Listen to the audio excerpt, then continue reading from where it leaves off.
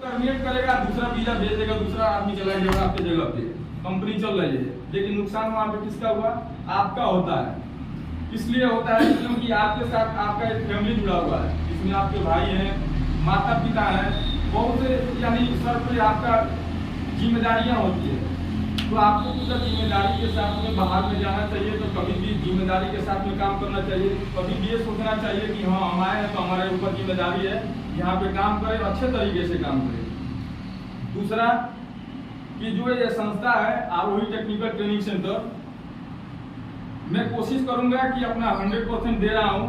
और हमारे सहयोगी वर्मा जी हैं, राकेश वर्मा जी, महेश जी हैं, अनिल जी हैं।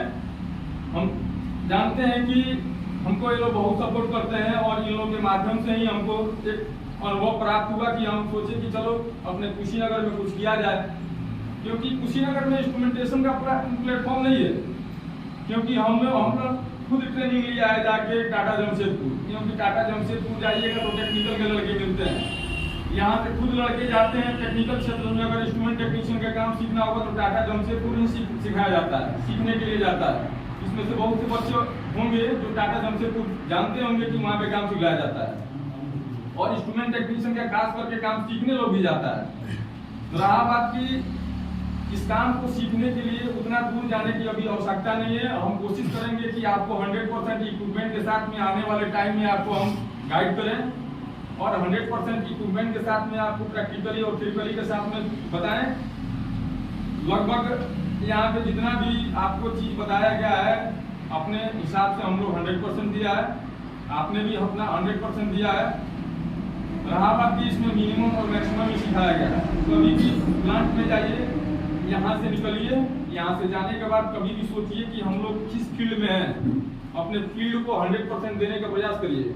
जैसे अभी बता रहे थे अनिल जी कि किसी भी फील्ड में जाइए अपना 100% दीजिए। 100% देने का मतलब होता है, अभी महेश जी बोल के गए थे कि उनका सैलरी लगभग 40,000 पहले था, बाद में उनका सैलरी 1 लाख हो गया। कैसे हो गया? ऐसे नहीं हो गया कि हमारा अनुभव, हमारा कुछ काम किए नहीं, अपना जिस फील्ड में है उस फील्ड से हम मेहनत नहीं किए, हम केवल हमारा टाइम उसमें स्पेंड किए और हमारा सैलरी ग्रोथ कर गया। ऐसा कुछ नहीं होता है। आप काम करते हैं, उस काम के बारे में जानिए, रिवीजन करिए, जानकारी लीजिए, ज्यादा से ज्यादा जानकारी लेने का प्रयास करिए। जैसे बताना चाहूंगा कि हम लोग तीनों मित्र जो है एक साथ लगभग 10 सालों से, एक दशक से हम लोग काम करते हैं। हमने भी पहले सीनियर टेक्नीशियन था, सीनियर टेक्नीशियन से फोरमैन, उसके बाद सुपरवाइजर लेवल पे काम किया। एक सुपरवाइजर लेवल पे कैसे काम किया जाता है? जब जूनियर से आप लोग सीखिएगा, मेहनत करिएगा, तभी एक सुपरवाइजर बनने का आपको अनुभव प्राप्त होगा और आनंद भी आएगा। आनंद में इसलिए सब जोड़ रहा हूँ कि जैसे आप इंस्ट्रूमेंट टेक्नीशियन का काम करते हैं, आज अपने फील्ड में जाइएगा, किसी भी चलिए आज फील्ड में जाइएगा, 30,000 का ही रखा हुआ है आपका, लेकिन हमको ये नहीं सोचना है कि हमको 30,000 ही हमको कमाना है। हमको टारगेट करना है क्या? एक इंस्ट्रूमेंट टेक्नीशियन, चलिए सुपरवाइजर अभी किनारे रखता हूँ कुछ देर के लिए, एक सीनियर टेक्नीशियन, इंस्ट्रूमेंट टेक्नीशियन का सैलरी बाहर में 1.5 लाख रुपया सैलरी है। कैसे है? इसलिए क्योंकि वो अपना मेहनत कर रहा है, उस लाइन में अपना टाइम दे रहा है और 100% टाइम दे रहा है।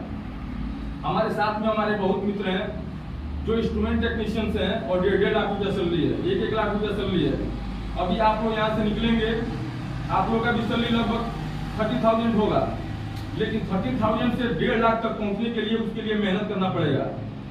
तो मैं यही चाहूँगा कि आप लोग कहीं भी जाइए, सुरक्षा से काम करिए, सेफ्टी से काम करिए, और सेफ्टी से काम करते हुए अपने काम के प्रति पूरा लगन से काम करिए, ताकि उस अनुभव को प्राप्त करिए जो आपको सुपरवाइजर लेवल और इंजीनियर लेवल के पहुंचाता है। दूसरा बात की मैं बताना चाहूंगा कि बहुत से देखिए फील्ड में 2 तरीके के आदमी मिलते हैं।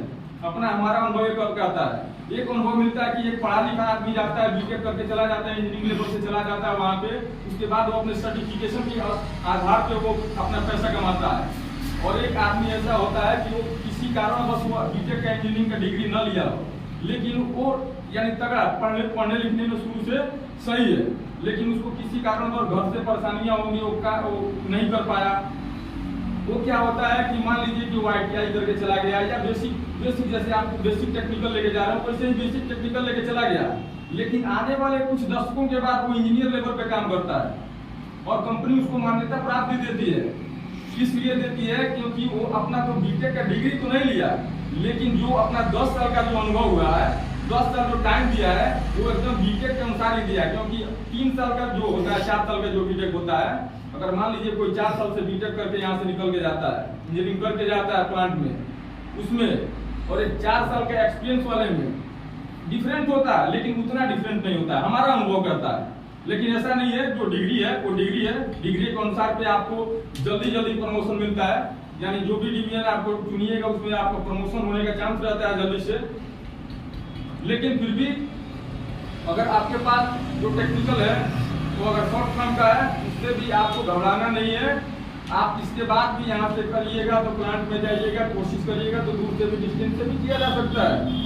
हम लोग चाहेंगे तो कुछ भी कर सकते हैं। देखिए, अगर हमारा टारगेट नहीं होगा, अगर लक्ष्य नहीं होगा तो हम लोग कुछ नहीं कर सकते हैं। अगर टारगेट बना के चलिए कि हमको कसिया जाना है, टारगेट हमको चुनना है कि हमको कसिया जाना है और दौड़ के जाना है, कसिया हमको पहुंचना है, तो हम पहुंच जाएंगे। लेकिन हमारा टारगेट ही ना हो कि हमको जाना कहाँ है, तो आप दिन भर दौड़ते रहिए, उसका कोई मतलब नहीं है। तो मैं यही चाहूंगा कि आप लोग दौड़िए, लेकिन अपना टारगेट पकड़ के दौड़िए कि हमको यहाँ से इंस्ट्रूमेंट टेक्नीशियन का काम सीखे हैं, इंस्ट्रूमेंट टेक्नीशियन के क्षेत्र से हम यहाँ से निकलेंगे तो हमको सुपरवाइजर लेवल पे जाना है। क्योंकि अगर ज्यादा पैसा कमाना है तो आपको मेहनत भी ज्यादा करना पड़ेगा, ज्यादा पैसा कमाना है तो मेहनत भी ज्यादा करना पड़ेगा। लेकिन हम लोग का जो काम है वो मेहनत का है, लेकिन मेहनत हमारा दिमाग से करना है। हमको मेहनत दिमाग से करेंगे, ईमानदारी से करेंगे, कहीं भी रहिए आप ईमानदारी से काम करिए। देखिए, दूसरी बात कि आप कभी भी आप कहीं भी काम करिएगा तो सबसे पहले अपना सीनियर का सम्मान करना सीखिएगा। क्योंकि सीनियर का अपना सम्मान करिएगा तो आगे बढ़ने का 100% चांस रहता है। वो मेरा अनुभव करता है। क्योंकि मैं भी एक दिन था जो पोजीशन पे था, लगभग मैं बताना चाहूँगा कि जब मैं 2009 में मैं यहाँ से बाहर निकला था बाहर के लिए, तो एक बाहर में अनुभव हमारा यही कहता है कि रिस्पेक्ट बहुत मायने रखता है। किसी भी काम में जाइए, अपने सीनियर को रिस्पेक्ट दीजिए, अपने सीनियर से लहजा से बात करिए, अपने सीनियर को प्रॉब्लम के बारे में बताइए, अपने सीनियर के साथ में काम करते हैं तो उससे पूछिए, उसको अच्छा लगेगा कि हमसे पूछ रहा है। कभी भी मैं पहला शब्द में बोला था ओवर कॉन्फिडेंस। ओवर कॉन्फिडेंस का मतलब ये होता है कि कभी भी आप प्लांट लाइन में जाइएगा और जो खासकर आपका जो डिवीजन है इंस्ट्रूमेंट टेक्नीशियन का, वो बहुत सेंसिटिव है। सेंसिटिव इसलिए बोलते हैं कि देखिए, आपको पढ़ाया गया होगा तो सेंसर के बारे में बताया गया होगा।